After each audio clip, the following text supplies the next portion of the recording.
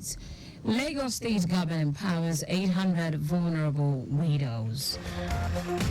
National Executive Council approves board members for Niger Delta Power Holding Company. On the foreign scene, powerful 7.2 magnitude earthquake hits southern Peru. In sport, former tennis champion Andy Murray, Novak Djokovic take chances in draw for Wimbledon. Now the details. I am Taiwo Baruwa.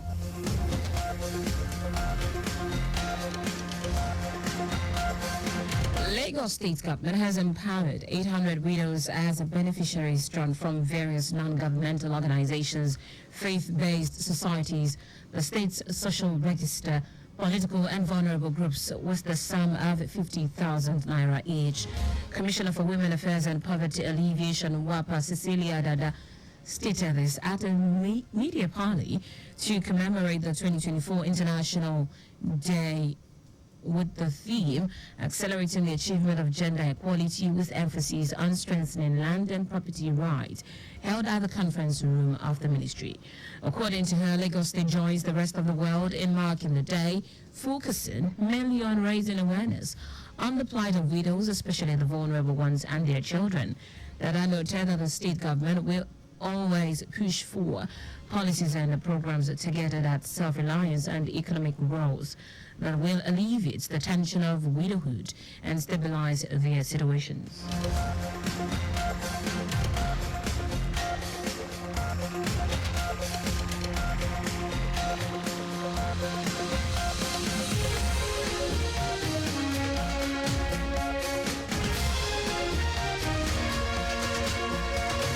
The Lagos State Teaching Service Commission, TESCOM, in collaboration with Nurture House Consulting, has inducted 1,000 newly recruited teachers into post-primary schools across the state. The induction program, which was held simultaneously at Bolade Inoshodi, Owutri Kurudu and Lagos Chamber of Commerce and Industry, LCCI, in Ikeja, had in attendance the chairman and members of the TESCOM Permanent Secretary and Directors of the Commission. TESCOM Chairman Victoria Peregrino congratulated the inductees on their appointment in the teaching service in Lagos State and charged them to be conscious of the fact that they are nurturers, creators and destiny builders who are catalysts in determining the future of Nigeria through noble professions.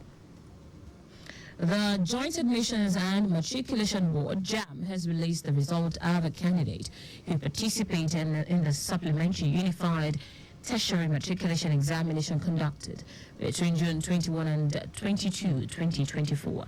The board spokesperson, Fabian Benjamin, stated this in a statement in Abuja. According to JAM, 28,835 applicants who were not able to provide biometric verification during the May 2024 UTME took the supplementary exam. It said it will continue to ensure that no candidate benefits from any act of infractions through the deployment of state-of-the-art technology before, during, and after its examinations. Benue State Independent Electoral Commission has shifted the state local government election from July 6 to November 16, 2024. Its chairman, John Chen, says the change of date is necessitated by logistical constraint. It says the commission needs more time to prepare and procure election materials, which he said had not yet been procured. Now to the rest of the stories. The National Economic Council has approved the nomination of 6 state governors as board members of the Niger Delta Power Holding Company, NDPHC. The governors representing the 6 geopolitical zones are Hope Uzodinma of Imo State, Babangana Zulum of Borno, Diko Rada Katsina, Abiodun Yebanji Ekiti, Umo Eno Akwa Ibom, and the Kwara State Governor and Chairman of the Nigerian Governors Forum, Abdurrahman Abdul Razak. This was revealed in a statement by the Senior Special Assistant to the President on Media and Communications, Stanley Omokocha. The Council emphasized the significance of NDPHC to the nation's economic development. The 142 NEC meeting also received presentations and recommendations from different ad hoc committees. President Bola Tinubu has congratulated a renewable energy expert, Ridwan Abdul Razak, on winning the 2024 Prince Trust Global Sustainability Award. Abdul Razak won the award at the Prince Trust MTK Max and Home Sense Awards in London's Theatre Royal Drury Lane. The president's goodwill message was contained in a statement issued by his special advisor on media and publicity, Ajuri Ngalale. He describes Abdul Razak as a Nigerian green solution pace-setter, adding that his achievements reinforce the long-held conviction that Nigeria's climate goals and his demonstration's green industrial vision are realizable with the active participation of the nation's tremendously gifted youth. Now to the rest of the stories. At least 8 people have been injured after a powerful 7.2 magnitude earthquake struck off the coast of southern Peru overnight. The United States Geological Survey says the quake is at a depth of 28 kilometers.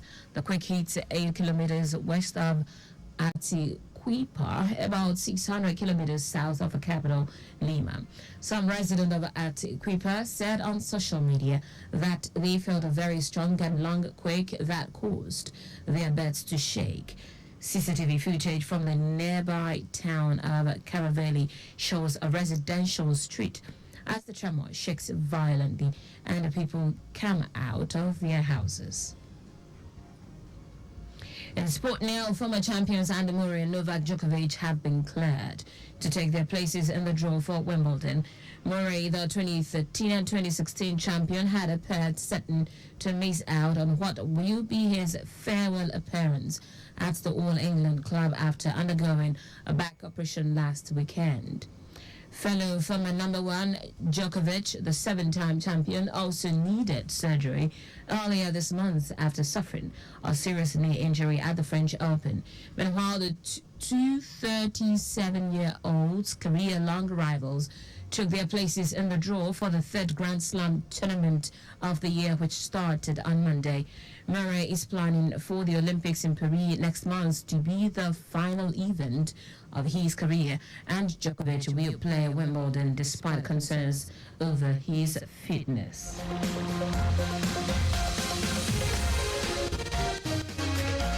And that's it on the news at 4, but just before we go, always slow down at radio, road junctions, intersections, and pedestrian crossings. You can follow us and like all our various social media platforms: X Traffic Radio 961, Facebook Lagos Traffic Radio 96.1 FM, Instagram Lagos Traffic Radio 961. Subscribe and watch our news and programs live on YouTube at Traffic Radio 961. You can also visit our website at trafficradio961.ng. Did you know that the Sanwo-Olu administration donated security equipment worth billions of naira to the police? You can get more details on the Lagos State Government website. To end the news, here are the highlights of the major stories. Lagos State Government has empowered 800 widows as beneficiaries drawn from various non-governmental organizations, faith-based societies, the state social register, political and vulnerable groups, with the sum of 50,000 naira each. The National Economic Council has approved the nomination of 6 state governors as board members of the Niger Delta Power Holding Company, NDPHC. We also told you that at least 8 people have been injured after a powerful 7.2 magnitude earthquake struck off the coast of southern Peru overnight. And finally, in sport, former champions Andy Murray and Novak Djokovic have been cleared to take their places in the draw for Wimbledon. For contact with the newsroom, send a message to info@trafficradio961.ng. That ends the news broadcast compiled by Adirayo Idowolaya. I am Taiwo Baruwa. Thank you for listening. Good afternoon and welcome to